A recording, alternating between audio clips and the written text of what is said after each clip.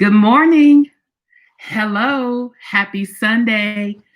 So honored to be with you, my YouTube family. This is Rev Wendy with the Community of Compassion. And this is our weekly spirit talk for Sunday, December the 13th. How are you doing? I mean, really, how are you doing?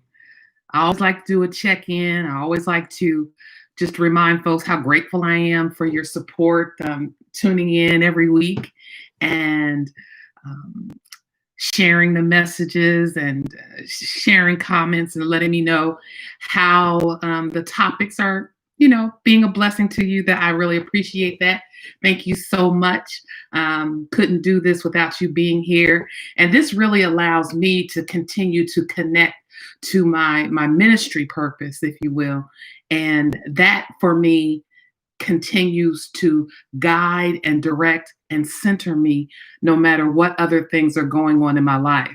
It keeps me grounded, keeps me connected to the source of my joy and the source of my hope and the source of my peace. And so I thank you for joining in with me on the times that we get to do that. So I am overjoyed to be with you on this particular Sunday because it is a special one for me, and I'm still just kind of reeling from everything that has happened in the week leading up to today. And I had mentioned last week that I would probably have an announcement for you all today, and so for those who may not follow me or for those who may not know, on Tuesday of this week, I launched my official campaign for the United States Congress in 2022. Woo! I had been thinking about it and contemplating it really seriously since the summertime. I've always been someone who's been involved in politics, particularly from a social justice perspective. And what's interesting is we as people of faith and as ministers sometimes feel like that there's not a way for us to both be politically involved but spiritually aligned. And for me, I can only speak for myself. I don't think that the two are mutually exclusive. I honestly don't. I feel like everything that even Jesus himself did as a part of his earthly ministry was dealing with leadership, dealing with the political governmental leaders of the day and helping to establish the power of the people for them in light of very powerful groups of authoritarians, if you will, who are trying to dictate to them how to live their lives. So for me, it just shares such a parallel sort of trajectory. I would encourage other people of faith to think about getting involved in politics as well, because I also feel like our politics could use an infusion of humanity again. And that's been my cry all along, is that I feel like our government has moved away from a human-centered approach and gone more towards looking out for corporations and looking out for those who have the most money, the haves versus the have-nots. That seems to be what our government approach, at least here in America, has become. And I don't understand how or where we got there. I know it didn't happen overnight. I know it's been a process, but I also believe deeply in my soul that it is a process that needs to be reversed.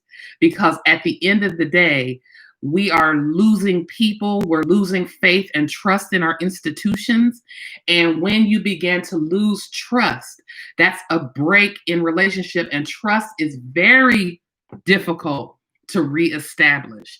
And so if we get to a place where our people just decide that they can no longer trust our government, we're never going to get to a place where we can continue to move forward and be productive in what we've been created to do as a nation. And so I am just humbled and honored to attempt to lend my voice to our government, but more than that, to lend my spirit, to lend and infuse hopefully some hope back in our institutions so that we can function better as I believe that they were designed. So I'll be running for the House of Representatives here in DC for 2022.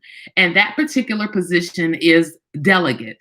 For those who may not know, DC is not an official state yet. That's why you hear a very fervent push for DC statehood, which I certainly support and join, because DC itself is separate from Washington. You know, one of the main motivations actually for me running, in addition to bringing back the hope and representing people, is that we here in DC, there's 700,000 residents who live here, but we often get lumped in with what's happening over on Pennsylvania Avenue. And because we're not a state, it gives this impression somehow that the government, the federal government, speaks for us. And we're over that. You know, we've been over that because they don't speak for us. They rarely come out into the district itself. We're made up of 700,000 people in 8 wards. I rarely see any of the federal folks who claim to speak for us come out and have some time to share with the people. And so I want to help bring that along. I want to be a voice for us because I consider us somewhat voiceless in these moments when they make decisions, when they cast aspersions, when they make assumptions about this city. They do so without having any experience, any intimate knowledge, and quite frankly, from using a number of stereotypes and things that just aren't true and just aren't related to what we do here in the district. And so I invite you to visit my website, revwendyforcongress.com. I invite you to explore the issues, but I just wanted to share that with you all this week. My goal is to continue doing this because I feel like I want to remain connected to ministry. So even as the campaign begins to take off, I mean, we just announced on Tuesday, we had a wonderful, wonderful reception of folks, you know, put the ads up on social media and that. So I thank you to those who watched it, who shared it. Thank you to those who donated. Guys are just amazing and awesome. So I appreciate that.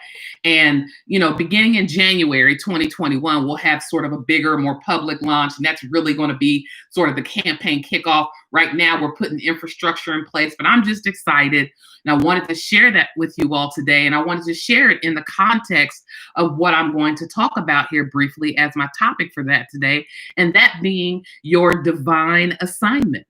And for me, much of this decision to run, it wasn't just about saying, hey, I'll run for Congress because I want to. It felt more like a prompting and a calling for me, you know, to being beckoned unto public service on this particular level.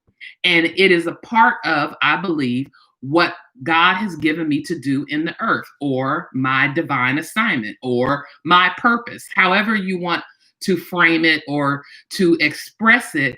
Each and every one of us, I believe, has been given a purpose, a divine assignment to fulfill while we are here in the earth. And that purpose can look different for everybody. It can evolve and it can change. But I've always been a proponent of tapping into what that purpose is for you exactly, and then working to fulfill that, because I feel like that's where our ultimate satisfaction is. That's where our ultimate peace is. That's where our ultimate energy is going to come from, in locking into that which you were created for and that which you were created to do in the earth realm for the time that you're here. And like I said, that can be, you know, such a question, such an existential question, like, what is my purpose? Why was I created? It really isn't that deep per se. So when I first started talking about purpose, and even when I first started hearing about it, it was talked about in the context of maybe your purpose is to be a singer or an actor, or, you know, those are more goals. Those aren't necessarily purposes to me. To me, your purpose is more about what are you called, and who and how are you called to serve in this world. That to me is your purpose. Not saying singing or being a politician or being an actor or any of those things are not service. But I think purpose has to do with looking at those roles that we take on as connected to our purpose to serve.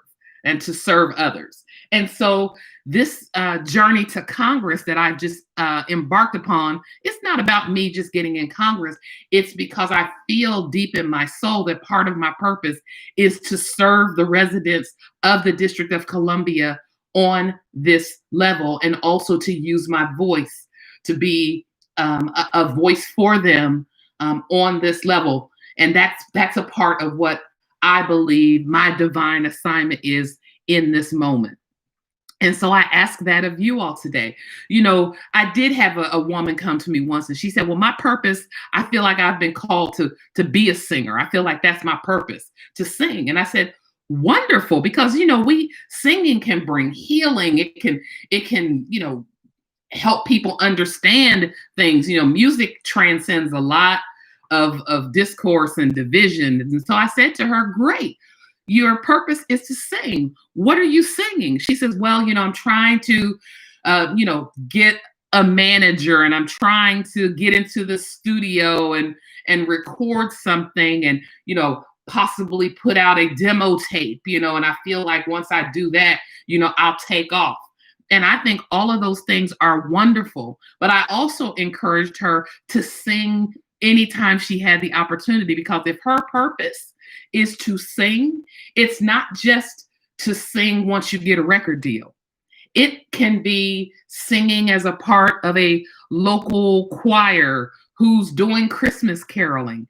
It can be going to hospital nurseries when it's safe to do so again, and singing to young babies who perhaps have been abandoned by their parents, or just to lift their spirits. My thing is this: anytime you're using your purpose, what you believe is your purpose, in service to other people, you are in your purpose. That's the way I've always tried to present it, especially when I'm talking to people, to let them know that you don't have to wait to operate in your purpose for certain things to be in place. Some people say, well, you know, I think my purpose is to serve children. Okay, great. In what way? There's so many ways to serve children. You may not necessarily be a teacher. That might not be the direction that you go, but where are there children that you can volunteer on behalf of? What are some programs that are happening where you can offer your services? Because if that's what you feel called to do, to serve children, then anytime you take the opportunity to do that, you are operating in your purpose, in your divine assignment. And so I want to encourage each and every one of you today to start taking some time to reflect on that.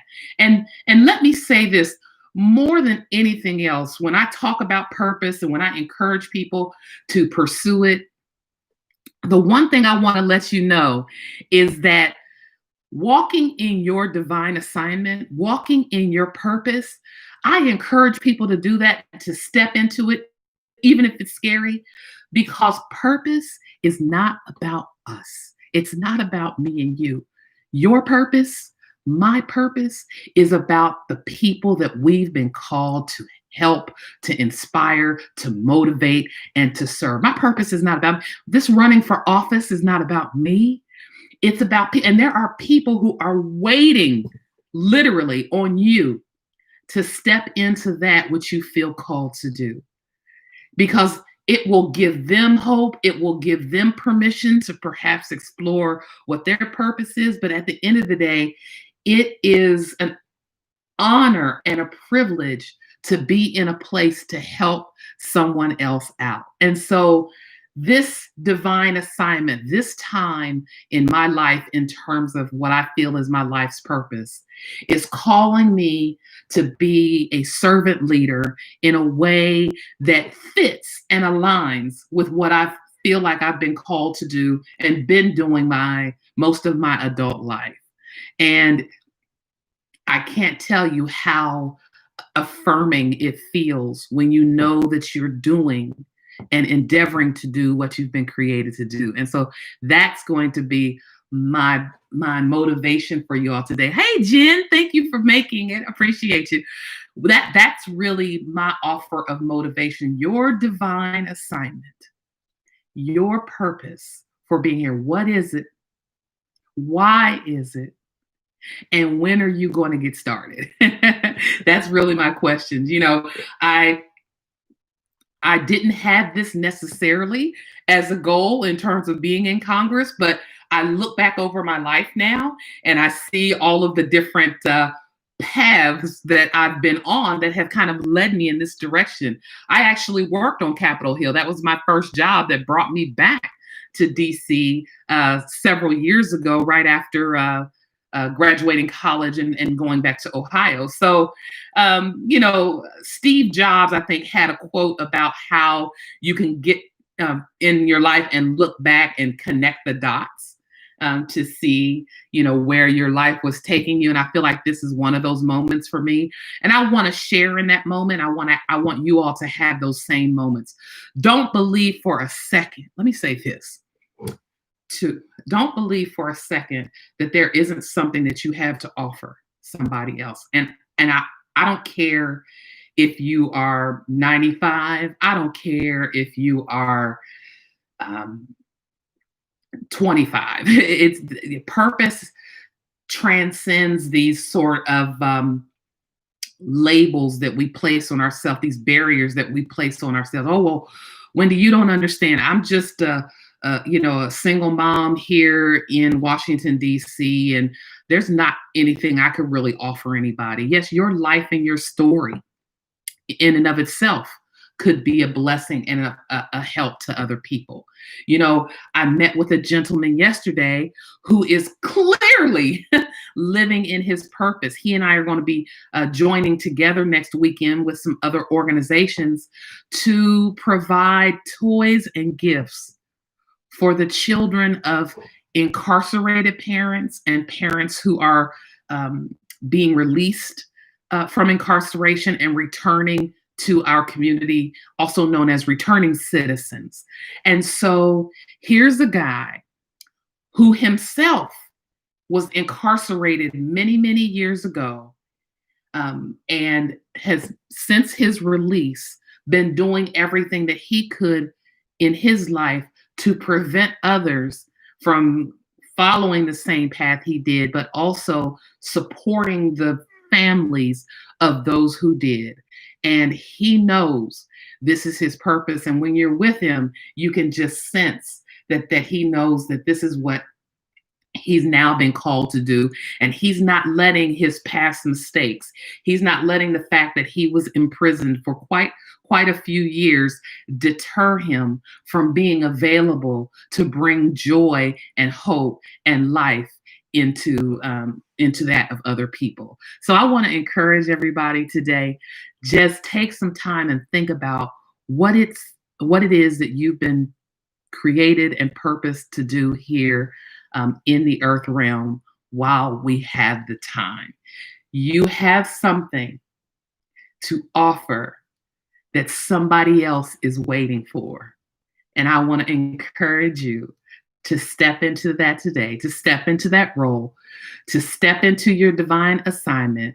And I would almost like to promise you that once you do, you'll know and you will have a sense of fulfillment in your life and a sense of centeredness like you've never had. And that's when you'll know you're on the right track. Thank you all for tuning in. As always, please share this message, because I believe that particularly as we get to the end of this year and into 2021, there's a time, there's an energy happening in the atmosphere for folks to truly step into what it is they've been called to do and to be. I'll be praying for you. I asked for you to pray for me. Thank you as always. I'm going to continue to do these broadcasts as much as I can, even while I'm on the campaign trail. These I'm going to try to protect, because these are my moments of respite and my moments of sort of rejuvenation and refreshment. So thank you for joining me. Have a wonderful, wonderful week. Explore, pray, meditate, figure out what your divine assignment is. And I will see you here again next week. Be blessed.